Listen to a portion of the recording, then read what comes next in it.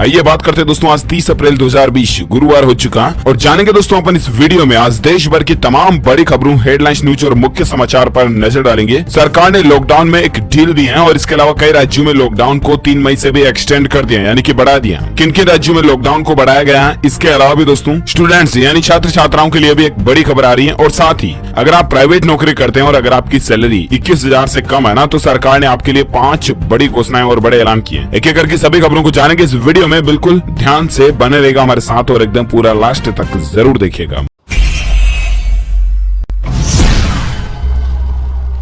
मैं आपका बिना टाइम वेस्ट के सीधे ले चलता हूं आपको पहले अपडेट में। तो बड़ी खबर आप देख पा रहे होंगे दोस्तों, लाइव अपडेट आ रहा है। पान मसाला च्युइंगम के उत्पादन और बिक्री पर रोक लगा दी गई है। गृह मंत्रालय ने कहा दोस्तों की नई गाइडलाइन 4 मई से लागू होगी और उसके बाद जल्द ही ऐलान किया जाएगा। जी हाँ, केंद्रीय गृह मंत्रालय में बुधवार शाम को देश में अभी जो बीमारी और वायरस का महामारी का संकट चल रहा ना, इसके हालातों पर एक रिव्यू मीटिंग हुई और इसके बाद दोस्तों मंत्रालय ने कहा कि पान मसाला और च्युइंगम के उत्पादन और बिक्री पर अगले आदेश तक पूरी तरह से रोक लगा दी गई है। लॉकडाउन से काफी फायदा मिला, स्थितियां सुधरी है, ये लाभ जारी रहे, लिहाजा 3 मई तक गाइडलाइंस के पालन पर पैनी नजर भी रखी जाएगी। नए दिशा निर्देश 4 तारीख से लागू होंगे। देखते हैं अब 4 तारीख को सरकार क्या क्या चीजों की खुल करती है, मैं आपको जरूर अपडेट दूंगा। साथ ही अगला अपडेट देख पा रहे कि केंद्रीय कर्मचारियों को अपने मोबाइल फोन्स में आरोग्य सेतु एप्लीकेशन डाउनलोड करना कंपलसरी होगा, यानी कि जरूरी होगा, अनिवार्य होगा। ये सरकार की तरफ से नियम लागू कर दिया गया है केंद्र सरकार ने। अच्छा, आप भी दोस्तों आरोग्य सेतु एप्लीकेशन डाउनलोड कर सकते हैं और इस बीमारी से जुड़ी काफी जानकारियां अपने मोबाइल पर ही पा सकते हैं, तो जरूर कीजिएगा। फिलहाल अपन आगे बढ़ते हैं अगली खबर में। तो देख पा रहे कि लॉकडाउन के बीच एक अच्छी खबर आई है। इस वजह से देश की बेरोजगारी दर में गिरावट देखी गई है। तो दरअसल आपको पता होगा कि पहले लॉकडाउन फेज 1 चल रहा था और अभी लॉकडाउन फेज 2 चल रहा है, राइट। लेकिन सरकार ने दोस्तों फेज 1 की बजाय लॉकडाउन फेज 2 में कुछ चीजों पर रियायतें दी है, काफी चीजों को खोल भी दिया, कई सारे उद्योग काम धंधे भी शुरू हो चुके हैं। और इसके चलते दोस्तों मार्च में जो बेरोजगारी दर थी वो थी 26.19%, लेकिन अप्रैल में ये गिर कर हो चुकी है 21.05%। अच्छी बात है। साथ ही अगला अपडेट देख पा रहे कि लॉकडाउन में आपके ड्राइविंग लाइसेंस और कार के डॉक्यूमेंट्स को लेकर ये छूट मिल रही है। दरअसल बात कुछ यूं है दोस्तों कि आजकल देश में लॉकडाउन चल रहा है और इस दरमियान अगर आपका ड्राइविंग लाइसेंस या ऐसा कोई कार का डॉक्यूमेंट, आरसी, इंश्योरेंस वगैरह कुछ भी अगर एक्सपायर होने जा रहा, तो ऐसे में आपको उसको रिन्यू करवाने की अभी कोई जरूरत नहीं है, क्योंकि सड़क परिवहन एवं राजमार्ग मंत्रालय ने कहा दोस्तों की मोटर व्हीकल्स एक्ट और सेंट्रल मोटर व्हीकल रूल्स में संबंधित दस्तावेजों के लिए वैलिडिटी को 30 जून 2020 तक बढ़ा दिया,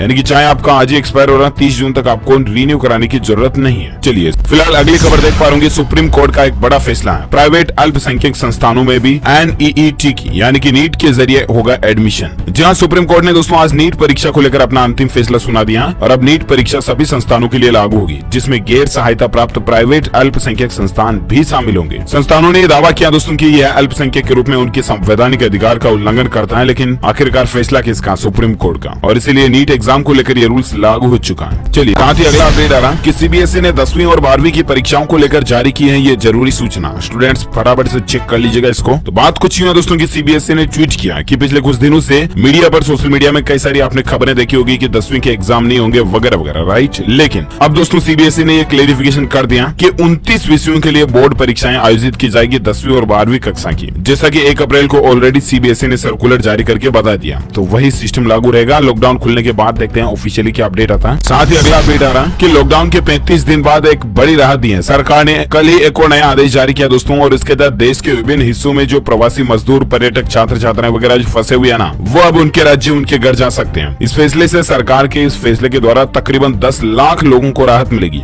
और इसके अलावा इस फैसले से ये भी हिंट या इशारा मिलता दोस्तों की 3 मई के बाद भी लॉकडाउन एक बार फिर से बढ़ सकता। हालांकि अभी तक इसका कोई ऑफिशियल अपडेट नहीं आएगा तो मैं आपको जरूर बताऊंगा। और चलिए बात करते हैं अपन अगले अपडेट की। तो पंजाब राज्य के अंदर 17 मई तक लॉकडाउन बढ़ा दिया। हमने आपको नाइट में भी बताया था, राइट। यहाँ पर दोस्तों 4 घंटे के लिए आपको डेली छूट मिलेगी। तब तक आप पंजाब के अंदर 4 घंटे आराम से 7 से 11 तक घूम पाओगे। अगर आपका कोई जरूरी सामान किराने वगैरह का लेकर आना तो ला सकते हैं। चलिए फिलहाल अगली बड़ी खबर आप देख पा रहे कि लॉकडाउन में बिना मर्जी गर्भवती हो सकती है 10 लाख महिलाएं। संयुक्त राष्ट्र के अध्ययन में ये बात सामने आई है। जी हाँ, क्योंकि दोस्तों आजकल लॉकडाउन चल रहा है और ऐसे में सभी घर पर ही हैं, जाहिर सी बात है। और ऐसे में कई कारण ऐसे बनते हैं जिनके चलते दोस्तों महिलाएं गर्भवती होने के चांसेस ज्यादा बढ़ जाते हैं। इसको लेकर हाल ही में संयुक्त राष्ट्र जनसंख्या कोष यानी कि UNFPA ने कहा है दोस्तों की महिलाएं आधुनिक गर्भ निरोधक के इस्तेमाल से भी वंचित रह सकती हैं लॉकडाउन वगैरह के कारण, और इसीलिए अनचाहे गर्भधारण के 70 लाख मामले सामने आ सकते हैं लॉकडाउन के चलते। और इसके साथ ही अगले 10 साल में बाल विवाह के 1.30 करोड़ मामले सामने आने की भी संभावना जताई जा रही है। तो ये लॉकडाउन का असर क्या क्या हो सकता है, इसका एक एक्सपेक्टेशन है दोस्तों, बाकी आप समझ गए। साथ ही अगला अपडेट आ रहा है दोस्तों, 6 महीने के लिए केदारनाथ धाम के कपाट खुल चुके हैं और तस्वीरों में आप कुछ अद्भुत तस्वीरें भी आप देख सकते हैं ये स्क्रीन पर। तो आखिरकार दोस्तों केदारनाथ धाम जी के कपाट खुल ही चुके हैं। पुजारी ने मंदिर की पूजा की और उसके बाद 6 महीने तक के लिए कपाट खोल दिए गए। और साथ ही अगली खबर आप देख पा रहे होंगे दोस्तों कि अमेजॉन पे लेटर सर्विस शुरू हो चुकी है। अमेजॉन कंपनी ने एक नया फीचर, नया प्रोग्राम लॉन्च कर दिया पे लेटर करके। अब दिल खोल के शॉपिंग कीजिए और पेमेंट की कोई टेंशन नहीं है, उधारी में शॉपिंग कीजिए। यानी कि एक ऐसा सिस्टम समझ सकते हैं दोस्तों कि जिस तरह से आपको क्रेडिट कार्ड पर एडवांस्ड पैसे की शॉपिंग करने की छूट मिलती है ना, उसी तरह से अमेजॉन खुद अपना अमेजॉन पे लेटर करके एक क्रेडिट सर्विस लॉन्च कर चुकी है, माइक्रो क्रेडिट सर्विस करके, जिसके जरिए दोस्तों आप अमेजॉन के क्रेडिट कार्ड के जरिए कपड़ों से लेकर इलेक्ट्रॉनिक्स तक के कोई भी आइटम्स खरीद सकते हैं। और आपको 1 महीने तक की साइड में अगर आप पैसे जमा कराते हैं तब तो आपको ब्याज देने की भी जरूरत नहीं है, बाकी आप EMI करवा सकते हैं 12 महीने की इंटरेस्ट पर वगैरह वगैरह। ये फायदा अमेजॉन कंपनी की तरफ से दिया जा रहा आम लोगों के लिए। और साथ ही अगला अपडेट देख पा रहे होंगे, बड़ी खबर है दोस्तों, 21,000 से कम सैलरी पाने वालों पर सरकार मेहरबान हो चुकी है। 5 बड़े ऐलान किए हैं। अगर आप प्राइवेट नौकरी करते हैं और 21,000 से कम आपकी तनख्वाह आना दोस्तों, सरकार ने 5 बड़ी घोषणाएं दी हैं। लॉकडाउन के बीच आम आदमी को राहत देने के लिए सरकार ने लगातार बड़े कदम उठाए हैं और इसी के तहत आप देख सकते हैं पहला पॉइंट ये है कि दोस्तों मिलती रहेंगी सुविधाएं। ESIC ने ऐलान किया है दोस्तों कि लॉकडाउन के चलते जो भी कंपनियां कर्मचारियों का वार्षिक एकमुश्त अंशदान जमा नहीं कर पाने के बावजूद कर्मचारियों की मेडिकल सुविधाएं नहीं रोक पाएंगी। तो पहला फायदा तो ये होगा।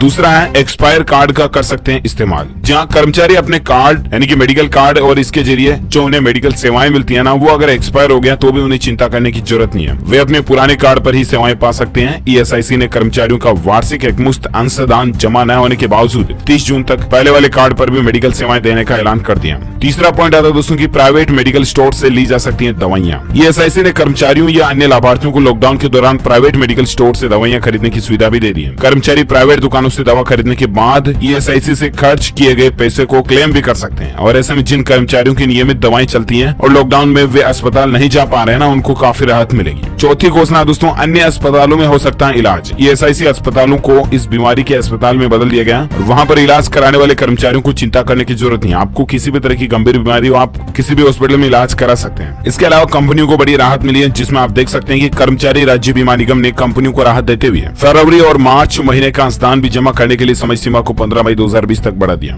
ये कुछ प्राइवेट नौकरी करने वाले लोगों के लिए सरकार के ऐलान रहे। और साथ ही अगली खबर आप देख पा रहे होंगे कि दिल्ली हरियाणा बॉर्डर से बड़ी खबर निकल कर आ रही है, सिर्फ दोपहर 12 बजे तक ही मिलेगी एंट्री। जहां दिल्ली से फरीदाबाद और फरीदाबाद से दिल्ली में दोस्तों 3 मई तक इस बॉर्डर को कैंसिल कर दिया और 29 अप्रैल को 12 बजे तक ही एंट्री मिलेगी। यहाँ पर आप देख सकते हैं पहचान पत्र दिखाकर वगैरह वगैरह जानकारी। और साथ ही अगली खबर देख सकते हैं, एक राहत भरी खबर है, सितंबर तक दोस्तों मिलने लगेगा भारत में इस बीमारी का टीका, सिर्फ 1000 रुपए होगी कीमत। ये कहना है सीरम इंस्टीट्यूट के CEO का। जी हाँ, आपको बता दें भारत के अंदर इस बीमारी का टीका तैयार करने में लगे पुणे के सीरम इंस्टीट्यूट के CEO अडर पूनावाला ने कहा दोस्तों कि यदि ट्रायल सफल रहता ना तो ये टीका इसी साल सितंबर या अक्टूबर महीने तक आ सकता है और 1000 रुपए में मिल सकता है। तो देखते हैं दोस्तों जल्द से जल्द बस इसका टीका बन जाए, राहत वाली बात होगी ये। और साथ ही अगली खबर आप देख पा रहे कि व्हाट्सएप पर आने वाले हैं 4 जबरदस्त फीचर्स। अपने आप मैसेजिंग डिलीट होगा, इसके अलावा व्हाट्सएप वेब का इस्तेमाल कुछ खास तरीके से कर पाओगे आप, जिसमें कई सारे नए फीचर्स मिलेंगे। इसके अलावा व्हाट्सएप को एक साथ कई डिवाइस पर चला पाएंगे और साथ ही WhatsApp expiring message, auto delete message वगैरह का फीचर भी बहुत ज्यादा आने वाला। और चौथा है कि इमेज को सर्च कर सकेंगे, आप इमेज को सर्च कर पाओगे दोस्तों और उसकी प्रामाणिकता को भी जांच पाओगे। फालतू की खबरें जो फैलती है ना, उसके लिए व्हाट्सएप एक फीचर लॉन्च करने जा रहा है, अच्छी बात है। और साथ ही अगली खबर आप देख सकते हैं कि सरकार ने IT BPO कंपनी के कर्मचारियों के लिए एक बड़ा फैसला लिया और इस तारीख तक बढ़ा दिया वर्क फ्रॉम होम की वैलिडिटी को। 31 जुलाई तक इन कंपनियों के लिए वर्क फ्रॉम होम की वैलिडिटी को बढ़ा दिया। चलिए अब आप नजर डालें दोस्तों इस बीमारी को लेकर कुछ आंकड़ों पर। तो देख पा रहे पिछले 24 घंटों के दौरान भारत में 1813 नए मामले देखे गए हैं इस चीनी वायरस की बीमारी के। और इसके अलावा अभी भारत में इसकी टोटल संख्या कितनी हो चुकी है दोस्तों, तो 31,787 टोटल संख्या हो चुकी है। अभी का लाइव अपडेट आ रहा है उसके अनुसार। और अब तक 1008 लोग जो इस दुनिया को अलविदा कह चुके हैं सिर्फ भारत से। तो ये स्टेटस और आंकड़ा चल रहा है। और साथ ही अगला अपडेट आप देख पा रहे कि देश में इस बीमारी से संक्रमितों में से केवल 0.33% मरीज ही वेंटिलेटर पर है, जबकि 5% ऑक्सीजन सपोर्ट पर है। और अच्छी बात तो यह दोस्तों की रिकवरी रेट जो है वो 24.5% पहुंच चुकी है। चलिए साथ ही अगली खबर आ रही है दोस्तों कि भारत में 15 दिनों में इस बीमारी के वायरस हॉटस्पॉट जिलों की संख्या जो है वो 170 से घटकर 129 हो गई है। ये भी राहत की बात है। इन जिलों में वापस ग्रीन जोन कन्वर्जन हो चुका है। और साथ ही अगला अपडेट देख पाएंगे कि उत्तर प्रदेश में हर रोज होंगे 6500 इस बीमारी के टेस्ट है। और एक दिन में सबसे ज्यादा टेस्ट करने वाला देश का पहला राज्य उत्तर प्रदेश बनने जा रहा है। उत्तर प्रदेश सरकार की तरफ से इस तरह की व्यवस्थाएं की गई है, अच्छी बात है। और साथ ही अगली खबर आप देख पाएंगे हिमाचल सरकार के लिए बड़ी ही राहत आई है और हिमाचल के लोगों के लिए भी है कि एक सप्ताह से इस बीमारी का कोई भी नया मरीज नहीं मिला है, तो ये भी राहत की बात है।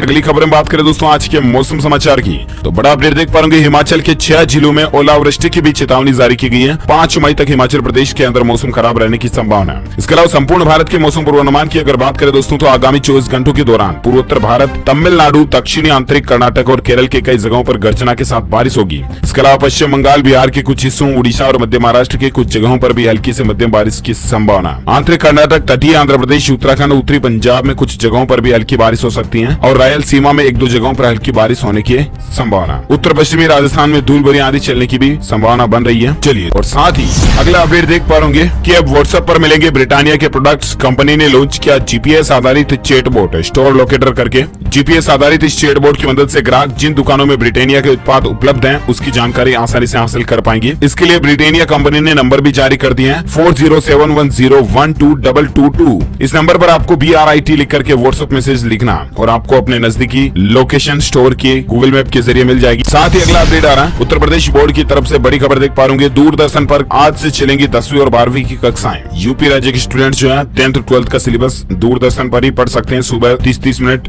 2 क्लासें इंटर की होगी, 2 क्लासें हाई स्कूल की होगी। तो ये ऑनलाइन और टेक्नोलॉजी के माध्यम से सरकारी स्कूली शिक्षा को भी बढ़ा रही है, अच्छी बात है।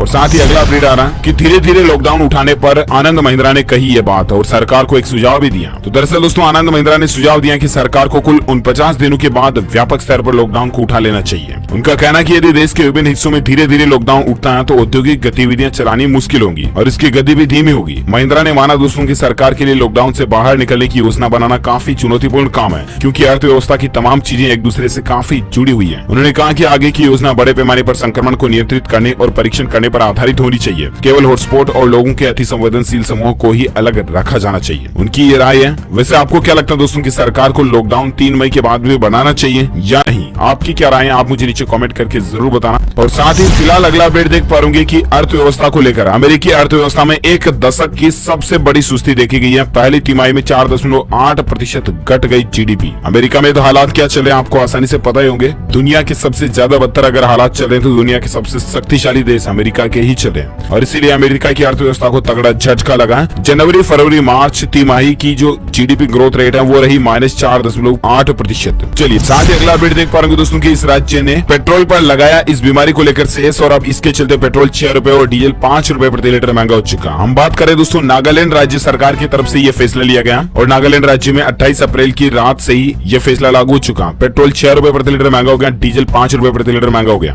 और इसके बाद अभी बेसिकली पेट्रोल और डीजल की रेट लिस्ट नागालैंड, असम वगैरह मेघालय में भी आपको बताओ हाल ही में महंगा हुआ था। तो अभी रेट्स क्या चले स्क्रीन पर आप ज्यादा जानकारी देख सकते हैं। और इसी के साथ ही ये आज की बड़ी खबरें, मुख्य समाचार, today breaking news, India news headlines news का अपडेट वीडियो फिनिश होता है। और हाँ साथ ही आप मुझे नीचे कमेंट करके जरूर बताना कि आपको क्या लगता है कि सरकार क्या 3 मई के बाद लॉकडाउन को बढ़ा सकती है या नहीं। अभी जो देश के हालात और ये चर्चाएं चल रही है, डेटा आंकड़े एनालिसिस करके आपकी क्या राय है आप मुझे नीचे कमेंट करके बताइएगा जरूर। और साथ ही दिल से इस वीडियो को लाइक करना, दबा के लाइक करना, अपने ज्यादा से ज्यादा दोस्तों के साथ फेसबुक और व्हाट्सएप पर शेयर करना। और अगर आप पहली बार आए हैं ना तो चैनल को सब्सक्राइब करके बेल आइकन भी जरूर दबा देना ताकि आपको रोजाना के ताजा अपडेट्स तुरंत मिलते रहेंगे। Thank you, take care, good bye, जय हिंद, जय भारत, वंदे मातरम।